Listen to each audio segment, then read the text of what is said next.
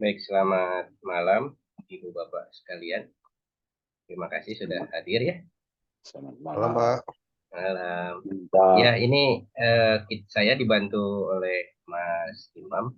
Jadi nanti untuk absen dan lain sebagainya mungkin nanti Mas Imam.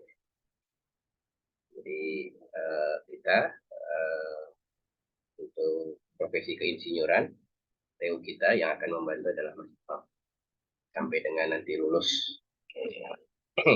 Baik, kelas Bapak ini adalah kelas yang RPL ya, bukan kelas reguler biasa. Jadi saya yakin teman-teman, Bapak, Ibu, Ibu Bapak itu adalah sarjana dari teknik ya, lulusan dari sarjana teknik.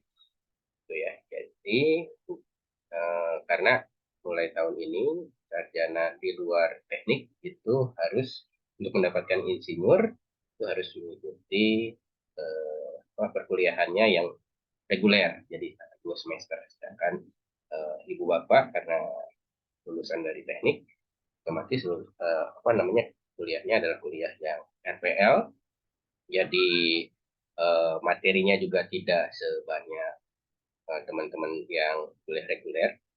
Jadi materinya saya yakin ibu bapak lebih paham, sudah paham dengan materi yang akan diberikan oleh teman-teman pemateri yang ada di sini nantinya.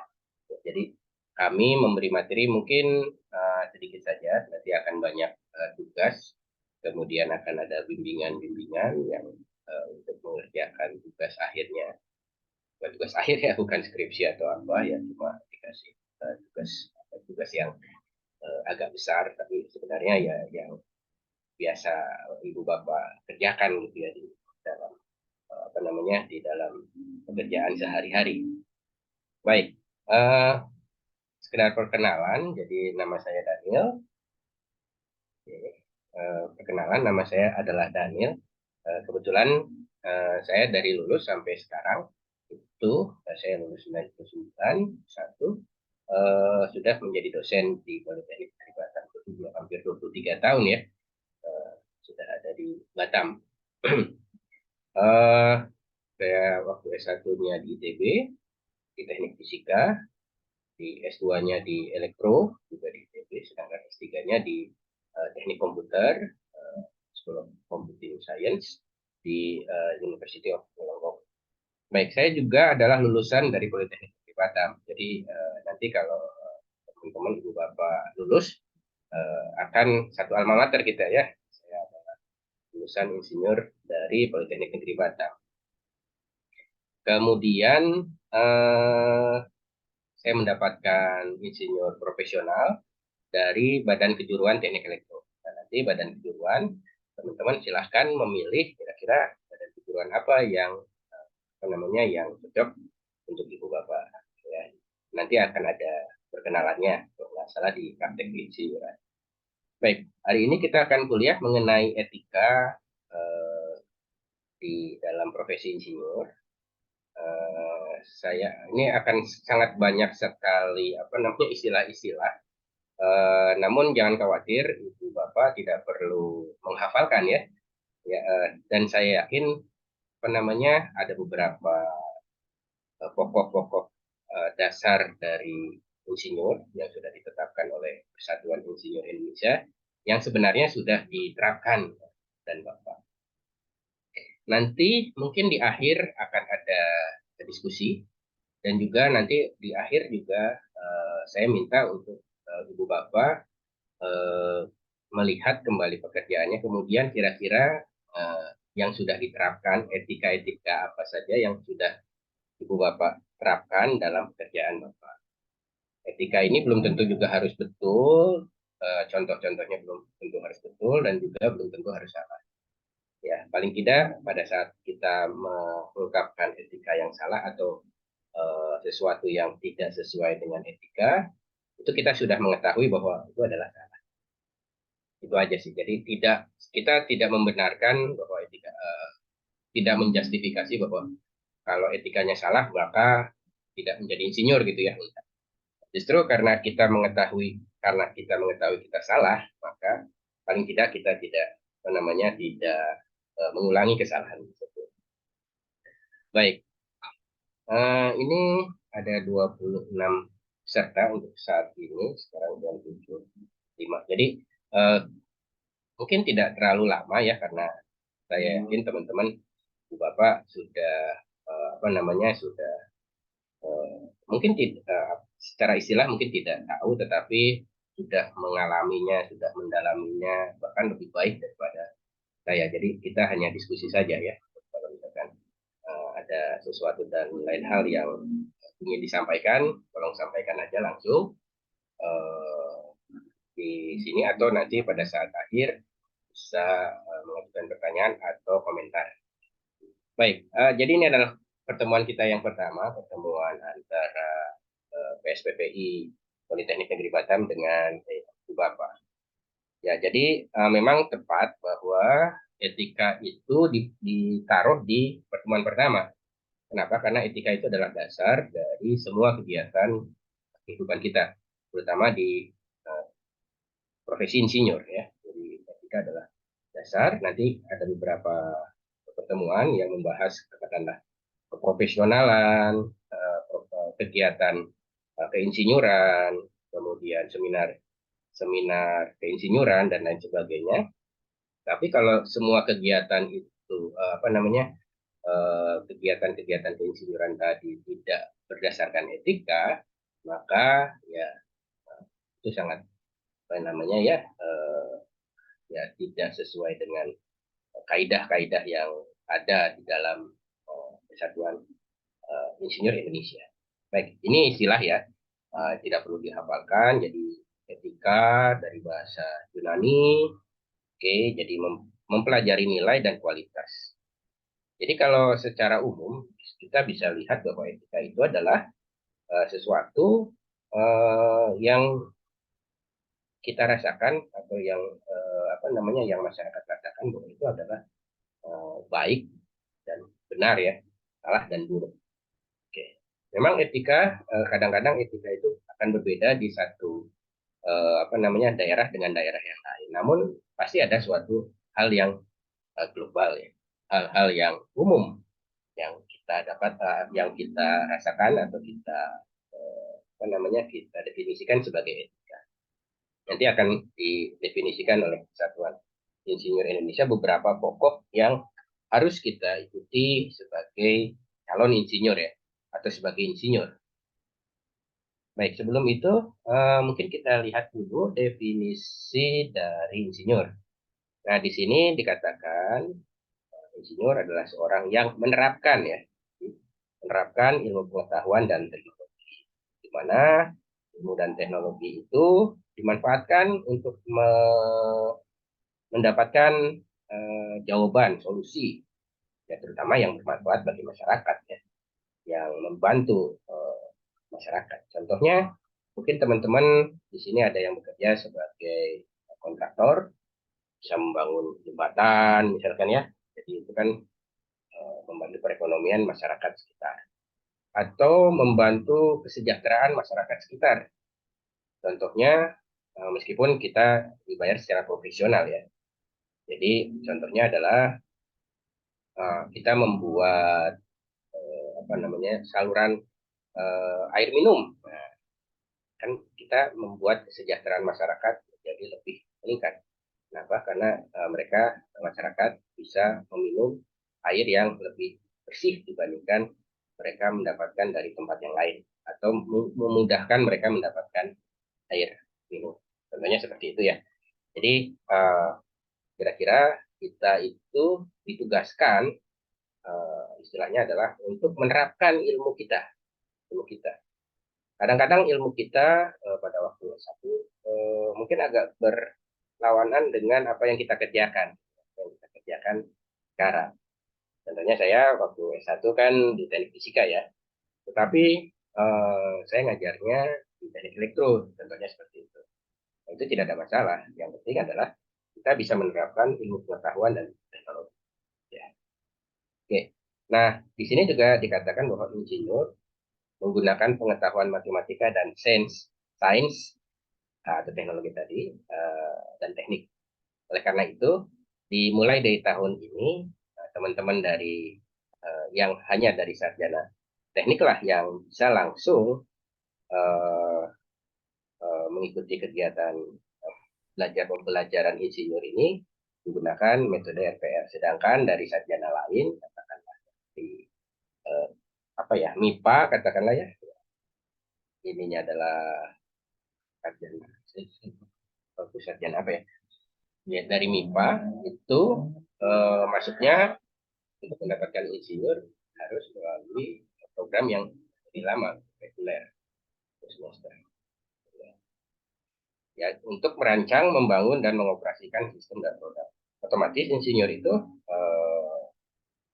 apa namanya kegiatannya itu ya yang pertama adalah perencanaan ya, perencanaan berarti merancang, mengukur, kemudian mengimplementasikan bagaimana membuatnya. Katakanlah kita seorang kontraktor, otomatis kita harus merencanakan dulu kan ya, jalannya ada di mana, jembatannya ada di mana, kira-kira arusnya seperti apa. Kalau misalkan kita membuat jembatan ya harus harus apa namanya harus airnya seperti apa, kekuatan tanahnya seperti apa, gitu ya merancang. Kemudian juga kita ikut membangun, meskipun yang membangun bukan kita. Dan juga nanti akhirnya akan mengoperasikan. Bisa saja ketiganya atau biasanya ketiganya kita lakukan, tetapi apa namanya kegiatannya bisa saja hanya salah satu, tapi ketiganya biasanya kita juga lakukan. Nah, insinyur, gelar insinyur yang akan Ibu Bapak dapatkan, insinyur itu didapatkan dari kegiatan akademik ya, jadi belajar. Jadi yang memberikan gelar insinyur itu adalah lembaga pendidikan.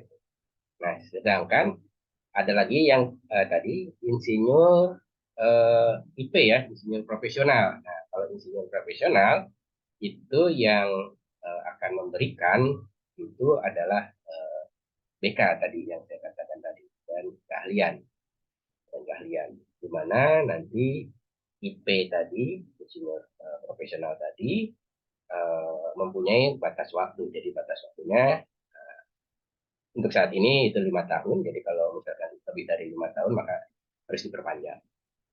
Ya, harus diperpanjang. Sedangkan kalau insinyur itu ya umur hidup. Jadi kalau kita sudah dapat insinyur, insinyur itu bisa kita taruh di nama kita selamanya. Tapi kalau IPM tadi seperti IPM atau IPU atau ya semacam itu insinyur profesional itu ada jangka waktunya dan setiap tahunnya harus di apa namanya harus diperbaharui keanggotaannya. Ya, seperti itu. Nah, eh, kenapa kita penting untuk sebagai insinyur kita harus tahu kenapa harus ada etika tadi. Oke. Yang pertama adalah otomatis kita sebagai insinyur kita harus menjamin kualitas dan keamanan hasil apa yang kita hasilkan, apa yang kita dapatkan. Jadi kita harus memastikan produk yang kita hasilkan itu memenuhi standar, terutama standar keselamatan ya, standar keselamatan karena yang pengguna kita kan masyarakat. Keselamatan, kualitasnya tinggi, kemudian dapat melindungi masyarakat dari potensi resiko. Jadi kualitas dan keamanan dari produk yang kita hasilkan juga harus baik. Yang kedua adalah kita harus mendapatkan kepercayaan dari masyarakat. Oke. Oke. Jadi kita harus sebagai insinyur kita harus bertindak dengan integritas, dengan moralitas, sehingga masyarakat itu akan percaya bahwa jalan yang kita buat itu tahan lama, kuat, dan lain sebagainya. Ya, selain keselamatan tadi ya, sehingga membuat masyarakat percaya kepada. Oke, otomatis kalau masyarakat percaya kepada kita, maka kelangsungan profesi kita juga akan terjaga gitu ya, dengan menjunjung tinggi etika, kemudian kita juga dihormati karena apa namanya membantu masyarakat, berharga di mata masyarakat dan juga di pemerintah ya, apa namanya ya, meng-hire kita atau membayar kita. Kemudian juga etika bagi insinyur itu adalah dapat berperan sebagai hukum ya, dan juga hukum atau regulasi terhadap profesi insinyur. Dengan adanya kode etik itu mengatur perilaku kita, mengatur pekerjaan kita, pekerjaan kita. Jadi itu adalah dasar dari kegiatan kita ya, seperti itu. Jadi kalau ada masalah, masalah yang pertama adalah kita pikirkan adalah etika terlebih dahulu. Di atas keprofesionalan ya, meskipun kita harus profesional. Kadang-kadang suatu masalah itu bisa diselesaikan, misalkan dia melanggar etika, tapi kita harus profesional, tapi itu melanggar etika. Nah, yang pertama kali yang kita lakukan adalah yang dasar yang harus kita lakukan ya, kita harus melihat etika terlebih dahulu. Jadi keprofesionalan dan lain sebagainya itu bisa dilakukan. Tapi yang pertama adalah etika. Sehingga untuk mengambil keputusan itu, ini tadi ya, keputusan kita harus mendasarinya, semua keputusan itu dari etika.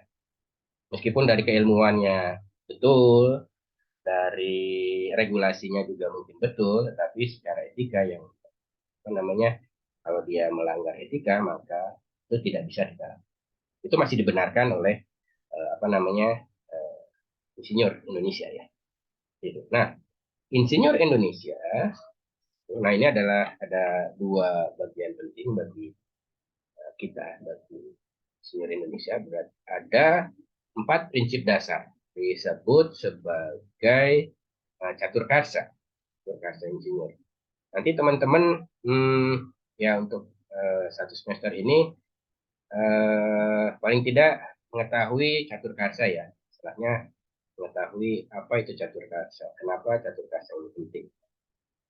Jadi ini adalah karsa atau prinsip prinsip dasar dari kegiatan insinyur yang ditetapkan oleh Persatuan Insinyur Indonesia. Ini ada di PRT-nya PI ya. Yang pertama adalah mengutamakan keluhuran budi, ini etika ya. Yang kedua adalah menggunakan pengetahuan dan kemampuan untuk kepentingan kesejahteraan umat manusia. Oke. Ini bisa masuk ke dalam keprofesionalan.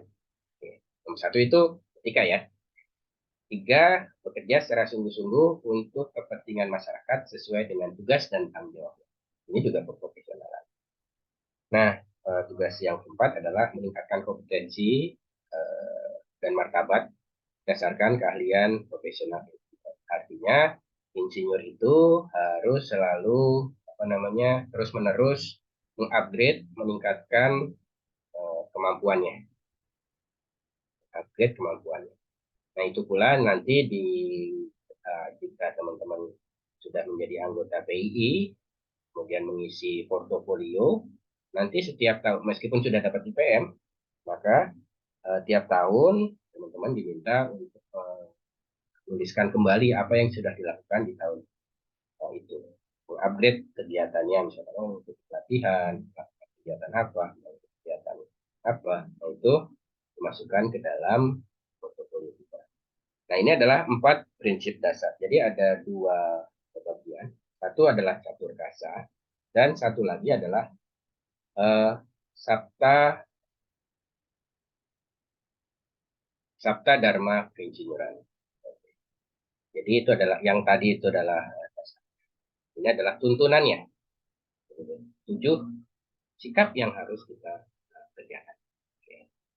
Nah, tadi mengutamakan keselamatan sebenarnya tadi sudah disebutkan di satu di yang tadi.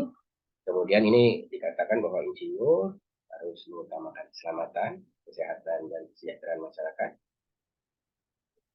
Insinyur Indonesia senantiasa bekerja sesuai dengan kompetensinya. Jadi kita harus bekerja sesuai kompetensinya. Misalkan saya kompetensinya adalah di bidang elektro, maka saya tidak bisa mengerjakan di bidang lain meskipun saya bisa gitu ya. Katakanlah saya harus membangun jalan dan berjalan di Batam, teman-teman dari sipil yang lebih mengerti gitu ya. Kemudian menjawab pendapat yang dapat dipertanggungjawabkan. Hanya berpendapat yang dapat dipertanggungjawabkan. Jadi kalau kita ditanya sesuai dengan kompetensi kita ya, jadi kita harus menjawab dengan sesuai dengan kompetisi kita yang bisa dipertanggungjawabkan. Karena kita mempunyai keilmuan dasar ilmu. Ya. Jadi jangan ada misalkan harusnya harganya, katakanlah kita tahu bahwa untuk membuat jalan itu harganya kira-kira untuk 1 kilometer itu 1 miliar, maka kita bisa mengatakan bahwa dengan kompetisi kita harusnya mengatakan 1 miliar, tapi kita mengatakan lebih dari segitu. Atau untuk membuat seperti itu dengan spesifikasi yang ditentukan harganya lebih. Oke, itu yang ketiga. Kemudian yang keempat, menghindari terjadinya pertentangan kepentingan dalam tanggung jawab tugasnya. Jadi kalau bisa tidak ada, kalau ada pertentangan ya pasti kita harus kita harus berpendapat sesuai seperti nomor 3 tadi, sesuai dengan kompetensi kita. Jadi kalau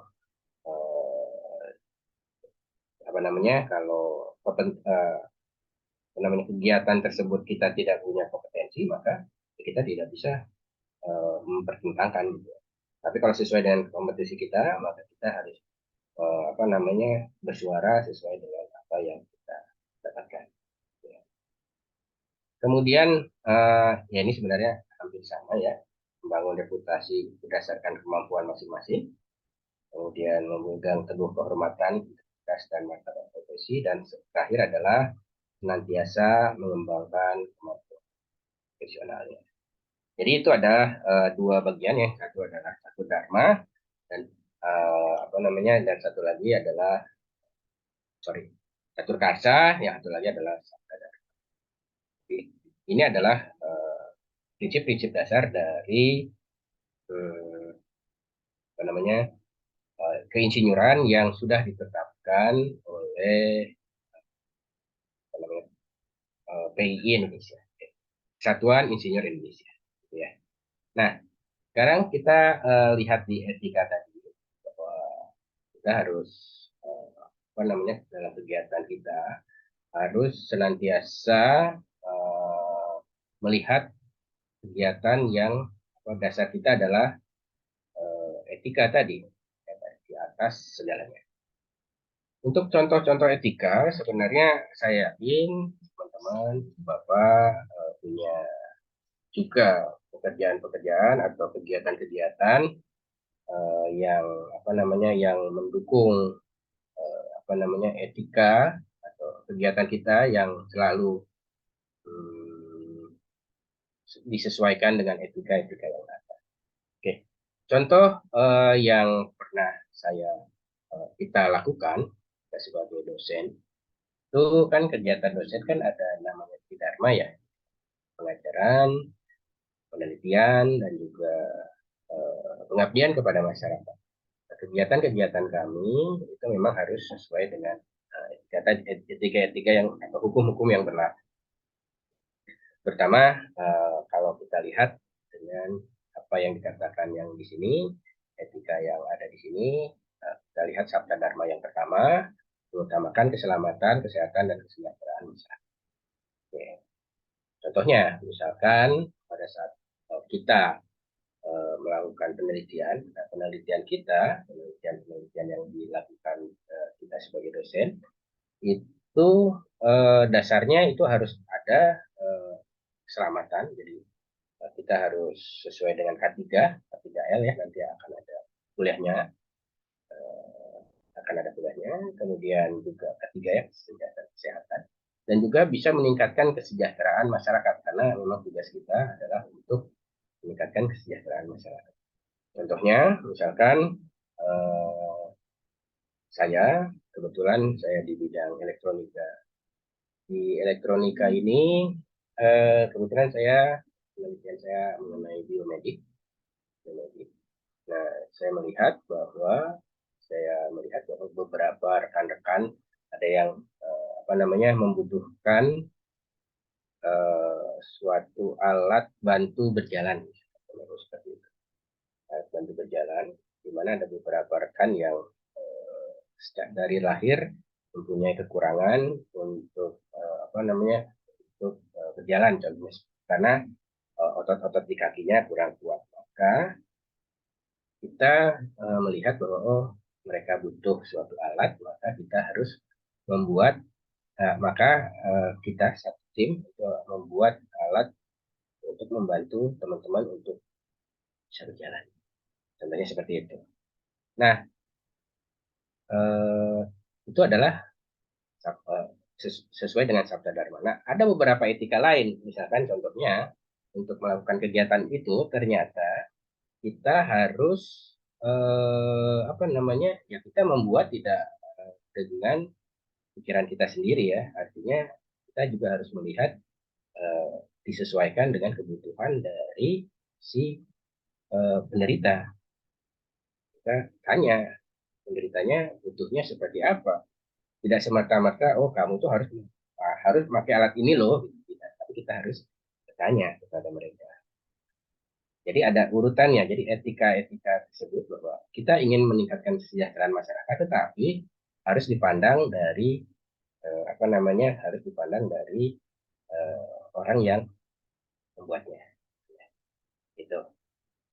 Kemudian tadi saya sudah singgung bahwa kegiatan keinsinyuran, kegiatan kita, pekerjaan kita itu harus didasari dari etika, bukan didasari dari meskipun meskipun kita harus profesional, nanti ada kuliah profesionalan. Kadang-kadang antara profesional dengan etika itu saling bertentangan gitu ya. Saya sudah dibayar, tapi kenapa saya tidak melakukannya misalnya? Tapi itu melanggar hukum misalkan, katakanlah seperti itu. Jadi ada suatu contoh, ini uh, contoh dari rekan insinyur, dulu calon insinyur sekarang sudah insinyur, rekan dari insinyur, beliau adalah suatu kontraktor elektronika. Kontraktor elektronika yang tugasnya adalah salah satu tugasnya adalah ingin men-set up suatu generator pembangkit bagi bagi suatu pabrik. Kebetulan pembangkit dilakukan pada saat COVID, kemudian diekspor atau diimpor dari Cina. Oke. Nah, karena dari pekerja dari Cina tidak bisa datang untuk menginstal alat tersebut, maka dimintalah teman-teman dari Indonesia, dari Batam, ya, untuk diinstal di suatu perusahaan. Nah, sudah setuju. Kemudian ternyata pada saat akan diinstal, ternyata generator tersebut tidak memenuhi SNI yang menjadi syarat penggunaan generator yang ada di Indonesia. Begitu menurutnya ya. Nah, sehingga mereka akhirnya tidak berani untuk memasang alat tersebut. Jadi itu adalah salah satu bentuk keprofesionalan sebagai bentuk etika dari seorang insinyur. Meskipun secara profesional itu melanggar ya. Jadi saya sudah dibayar, sudah ada kontraknya, tapi ternyata itu tidak sesuai dengan hukum yang ada di Indonesia. Ya, jadi mereka akhirnya tidak berpihakan. Nah, menurut cerita beliau itu akhirnya diinstal oleh teman-teman dari Cina.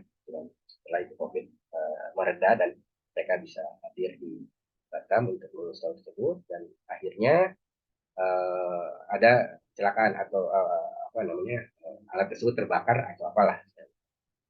Nah, gitu. Jadi ternyata memang teman-teman yang tadi saya ceritakan, insinyur tersebut sudah sesuai dengan kaidah etika yang berlaku. Meskipun secara profesional itu tidak sesuai ya. Begitu. Nah, kira-kira itu saja yang bisa saya sampaikan. Nah, dari teman-teman, saya yakin ini dari berbagai apa namanya bidang ilmu ya. Ya, ada beberapa yang saya kenal sudah di Politeknik ya, jadi saya tahu. Mungkin boleh tahu yang dari lain, yang dari teman-teman lain, dari katakanlah yang dari profesional ada, tidak dari dosen misalnya. Ya,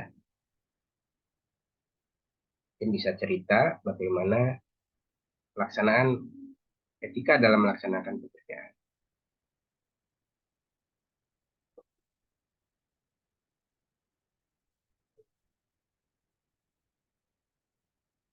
Jadi ini nanti di akhir dari kuliah apa, dari program ini nanti teman-teman ibu bapak diminta untuk membuat suatu makalah ya, presentasi, di mana presentasinya itu salah satunya adalah mengenai etika.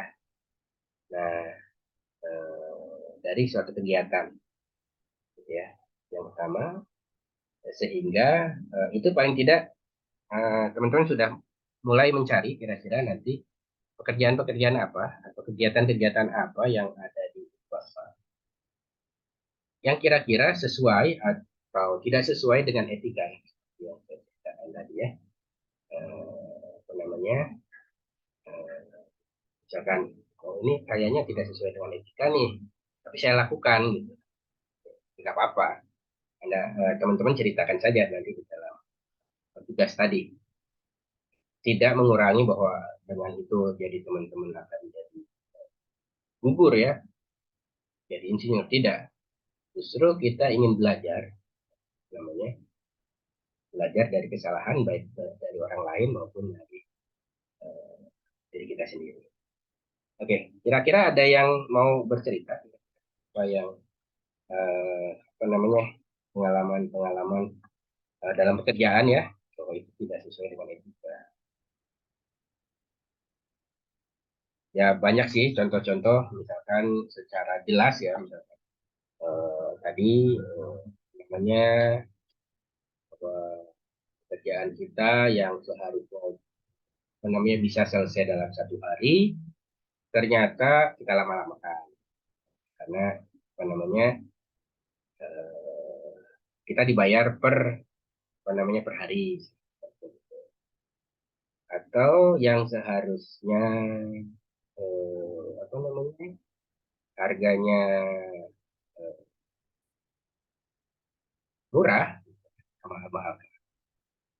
Atau yang paling banyak dilakukan ya itu adalah katakanlah membuat hmm, apa ya namanya spesifikasinya direndahkan, yang seharusnya spesifikasi tinggi ternyata pada saat pelaksanaannya spesifikasinya direndahkan. Ya, itu yang saya dengar dari selentingan bahwa kegiatan yang ada di Indonesia bisa. Baik, ada yang ingin ditanyakan atau berkomentar atau yang ingin bercerita gitu ya? Karena saya yakin ibu bapak pengalamannya sudah banyak dan juga namanya banyak yang bisa diceritakan. Eh, Kalau bertanya boleh nggak ya, Pak? Oh silahkan silahkan. Oh ya, baik. Terima kasih atas kesempatannya. Sebelumnya perkenalkan nama saya Teddy Apriyadi. Sekarang domisili di Jakarta. Jadi pertanyaan yang pertama itu tentang catur karsa, Pak. Di poin yang pertama, yang mana poinnya itu mengutamakan keluhuran budi. Nah, eh, eh, untuk contoh pengimplementasian dari mengutamakan keluaran budi itu apa ya Pak? Kalau misalnya di lingkungan kerja dan Hmm. sebagainya, karena saya masih belum kebayang akan hal tersebut. Lalu pertanyaan yang kedua yaitu di Sabta Dharma. Eh, di poin yang kedua yaitu insinyur Indonesia senantiasa bekerja sesuai dengan kompetensinya. Nah, untuk kompetensinya sendiri di sini apakah diatur misalnya apakah harus bersertifikasi BNSP misalnya atau apakah harus punya sertifikat eh, pendidikan atau kuliah D3 sesuai dengan profesi dan sebagainya. Karena kan pada saat sekarang ini banyak sekali beberapa orang yang pindah profesi gitu Pak. Misalnya bisa aja dia tadinya jurusan IPS gitu atau keguruan, tapi mereka misalnya ikut bootcamp tentang UI UX atau misalnya tentang aplikasi. Nah, Ya, sehingga mereka misalnya hanya punya sertifikat sertifikat bootcamp. Nah, itu apakah termasuk dari eh, apa namanya sesuai dengan kompetisi atau tidak seperti itu? Sedangkan kan pada saat dia kuliahnya berbeda. Nah, itu apakah termasuk pelanggaran atau tidak? Mungkin dua dulu aja Pak. Terima kasih. oke, makasih Mas Teddy. Pak Teddy, Pak atau Mas ya? Mas aja Pak, masih Mas ya, muda. oke, masih muda. Saya juga masih muda, Pak. Baik, kalau boleh tahu, Mas Teddy kerjanya apa ya? Saya kebetulan punya startup Pak. Jadi Oke, startupnya concernnya di bidang IoT sama AI. Jadi lebih ke project-project sih sesuai dengan request oke. customer. Gitu. Nah, contohnya misalkan kelurahan Budi ya, mungkin karena Mas Teddy adalah di bagian IT, mungkin kita disuruh membuat suatu program ya, mobile program atau apps lah ya. Nah, kita membuat program itu, eh, kita juga harus melihat semua apa namanya golongan ya. Golongan itu antara yang laki, perempuan, disabilitas atau tidak, kemudian apa lagi ya, ya pokoknya mencakup semua. Jadi yang bisa yang membuat bahwa program itu bisa diakses oleh semua orang. Itu kan itu adalah yang kita inginkan apa yang eh, misalkan kita membuat program, ternyata program itu apa namanya katakanlah tidak bisa yang mengakses itu hanya laki-laki misalkan harus membutuhkan kekuatan dan apa namanya eh, ya saya tidak bilang bahwa perempuan tidak kuat ya secara apa namanya secara fisik ya kita membuat sesuatu alat sesuatu program sesuatu apps yang bisa diakses oleh semua orang seperti itu jadi kita harus melakukan itu sesuai dengan kaidah-kaidah atau etika-etika yang ada yang di sini disebutnya keluhuran budi bahwa kita tidak mengutamakan kaum ini gitu ya misalkan kita karena bekerja di Indonesia maka apa namanya aplikasi kita menggunakan bahasa Indonesia seperti itu ya jadi uh, jangan menggunakan misalkan menggunakan bahasa asing yang belum tentu orang Indonesia mengerti ya, seperti itu jadi kita membuat aplikasi sehingga apa namanya membantu semua orang semua golongan yaitu contohnya seperti ya jadi itu salah satu contoh. Contoh yang lain misalkan tadi saluran budi. Jadi misalkan eh, kita membuat energi terbarukan, misalkan, apa membuat suatu sistem namanya katakanlah kita kebetulan di Batam itu ada beberapa pulau yang remote ya jauh dari kota Batam. Mereka tidak punya apa namanya tidak punya untuk mengakses listrik itu susah karena menggunakan generator, maka kita pasangkan sistem apa namanya eh, lampu atau sistem penerangan dengan menggunakan PLTS dengan tenaga surya. Kita tahu harganya sekian, kemudian kita tahu juga kemampuan mereka juga tidak mampu lah untuk membeli peralatan tersebut. Maka ya kita entah itu kita berikan kepada mereka, kita cari sponsor gitu ya. Jadi eh, ya itu yang akan menjadi apa namanya yaitu bisa kita katakan sebagai mengutamakan kemudahan hidup.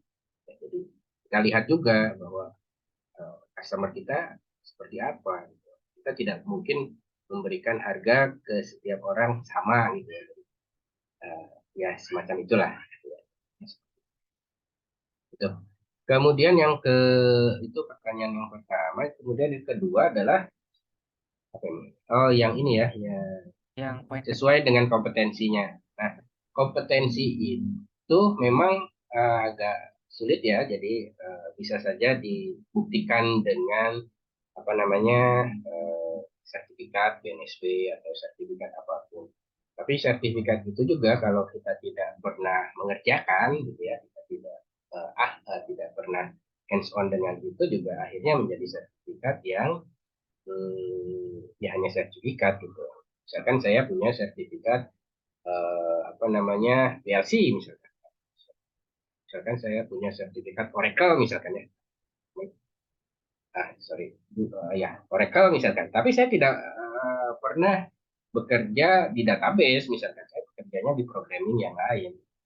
Pada saat saya ingin melakukan kegiatan apa namanya melakukan kegiatan itu ternyata saya lupa lagi gitu ya. Jadi ya tidak kompeten ya. Jadi dia kompetennya pada saat ujian saja gitu. Pada saat sudah lama tidak dipakai menjadi lupa. Nah, yang didefinisikan sebagai kompeten ya memang sebenarnya yang bisa kita buktikan memang secara apa namanya secara uh, pasti mintanya adalah sertifikat ya, jasa dan sebagainya. Tetapi kalau kita punya pengalaman kerja, portofolio, nah itu juga bisa kita sebut sebagai kompetensi. Jadi misalkan teman-teman dia lulus dari SMK, kemudian dia sudah bekerja sebagai instalasi listrik selama katakanlah 30 tahun, dia lebih kompeten dibandingkan lulusan S1 teknik elektro misalkan. Karena dia sudah berpengalaman 30 tahun. Sedangkan lulusan teknik elektro baru lulus misalkan. Jadi memang agak sulit untuk kita menilai kompetensi itu seperti apa.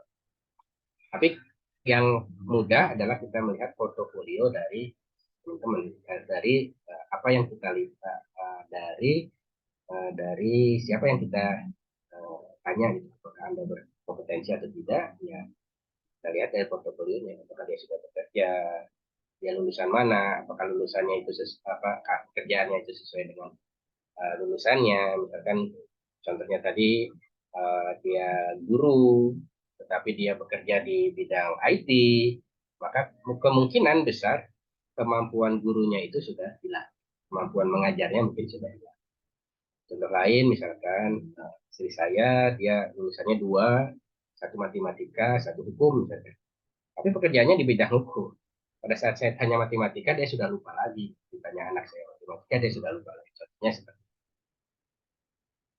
mungkin bisa menjawab pertanyaan. Atau ada teman-teman lain yang bisa kita sharing aja ya.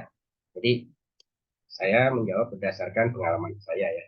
Tapi mungkin ada pengalaman dari teman-teman yang mungkin bisa menjawab pertanyaan dari Mas Dedi. Atau bagaimana menurut Mas Dedi? Sudah terjawab sih Pak pertanyaan-pertanyaannya. Terima kasih banyak. Terima kasih Mas Dedi. Agak sulit ya karena agak mengawang-ngawang gitu ya. Baik, ada lagi yang ingin ditanyakan atau yang berkomentar atau yang apa namanya ingin menceritakan pengalamannya bahwa saya mempunyai pertentangan nih ya, antara kerjaan saya yang harusnya seperti ini menurut teori tetapi disuruh oleh atasan seperti ini. Padahal hati saya itu tidak sesuai dengan etika. Nah, itu juga termasuk kegiatan kegiatan keinsinyuran ya.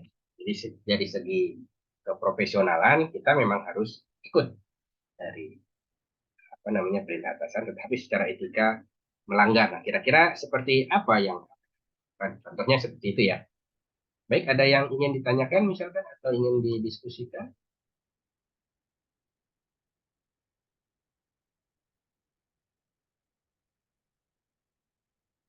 Ini ada teman saya, Pak Surya ini teman saya Pak Surya. Pak Surya nih, udah lama nggak ketemu Pak Surya. Kapan ya main ke Siap, Pak Palembang? Daniel. Sehat-sehat, Pak Daniel. Ya, cerah aja nih. Oke, ada Izin yang ingin dengar, Pak ya, Daniel. Iya. silakan silakan. Izin nyimak aja saya, Pak Daniel. Baik, baik, baik. Enggak, enggak. Baik, ada yang ingin ditanyakan? Oke, jadi nanti di akhir apa namanya program ini nanti akan ada tugas ya. Nanti mungkin akan dijelaskan oleh teman-teman yang lain. Tetapi paling tidak dari dua ini Catur Karsa dan Sabta Dharma nanti teman-teman harus mengkaitkan dengan pekerjaan yang etika pekerjaan yang teman-teman lakukan, ibu bapak lakukan. Ya nanti misalkan pekerjaannya apa, oh pekerjaan ini ternyata sesuai etikanya ini, sesuai dengan Sabta Dharma keberapa dan apa namanya Catur Karsa yang keberapa dari itu. Ya nanti dipresentasikan.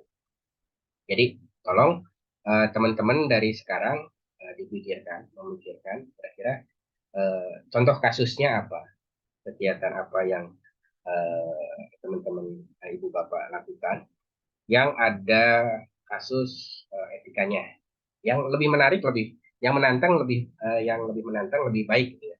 Seperti tadi mempertentangkan antara profesionalisme dengan etika misalnya. Atau mempertentangkan antara hukum dan etika, contohnya seperti itu. Mana yang harus saya lakukan? Nah, itu akan lebih menarik. Jadi nanti pada saat presentasi audiens pasti akan tertarik. Gitu. Baik. Kira-kira ada yang ingin ditanyakan? Kalau tidak, saya kira pertemuan kita cukup. Paling tidak saya menyimpan tadi ya tugas itu. Uh, Nanti pada saat pasti tugas itu akan disampaikan secara resmi. Tapi paling tidak dari sekarang teman-teman ibu bapak sudah mempersiapkan contoh kasus, ya tadi contoh kasus kegiatan keinsinyuran, kegiatan apapun ya, terutama kegiatan keinsinyuran yang melibatkan etika. Tapi kira-kira etika tersebut mencakup atau melanggar atau memenuhi catur karsa yang nomor berapa? Nah, biasanya catur karsanya nomor satu pasti biasanya ya. Etika itu pasti nomor satu. Nomor satu, kemudian sabta dharma yang berapa gitu ya. Baik, uh, kalau tidak ada pertanyaan atau ada yang memberikan apa namanya menceritakan pengalaman dalam melaksanakan pekerjaannya. Saya kira begitu saja saya akhiri. Terima kasih atas kedatangannya. Nanti materi mungkin akan saya share di e-learning. Saya kira materi ini banyak ada di di internet. Teman-teman ibu bapak searching aja di internet atau sekarang itu mahasiswa kita sudah canggih ya, cari saja di AI ya, ChatGPT atau Bard atau apapun, Bardnya punya Google, masih ada jawaban atau pertanyaan atau definisi yang ada di presentasi saya. Baik, saya kira itu saja dari saya, Mas. Siapa namanya? Aduh, Mas Imam, ada yang ingin disampaikan? Mana Mas Imam? Mas Imam. Iya, Pak. Ada yang disampaikan Mas Imam? Cukup, Pak, cukup. Nggak ada pengumuman ya? Jangan lupa isi absen aja, Bapak Ibu sekalian. Jangan lupa isi absen. Kemudian pertemuan selanjutnya minggu depan. Pertemuan selanjutnya di hari Senin. Insya Allah, Senin ya? malam. Senin malam. Sama Pak Kamarudin. Oh, Pak Kamar. Bukan hari Rabu ya? Bukan, Pak. Kita jadwalnya disesuaikan dengan dosen yang mengisi. Gitu, Pak. Oke. Siap-siap. Baik, saya kira itu saja yang bisa saya sampaikan. Kalau ada pertanyaan maupun komentar bisa melewati learning. Harusnya sih ada, kita akan buka forum di situ, bisa ajukan di situ, atau nanti teman-teman akan ada pembimbing akan diatur oleh timnya. Jadi pembimbingnya siapa pada saat nanti membuat tugas besar tadi, nanti bisa bertanya kepada pembimbing. Saya kira gitu saja dari saya. Terima kasih atas kehadirannya. Sampai jumpa di lain kesempatan. Selamat beraktivitas. Oh, selamat beristirahat ya. Sudah tidak beraktivitas lagi sekarang. Aktivitasnya tinggal dengan keluarga. Oke, saya kira gitu saja dari saya. Sampai jumpa lain kesempatan. Selamat malam. Terima kasih Pak Daniel. Oke, sama-sama Terima kasih Pak. Pak Terima kasih, Pak Daniel. Daniel. Ya, Terima sama-sama. kasih, Pak.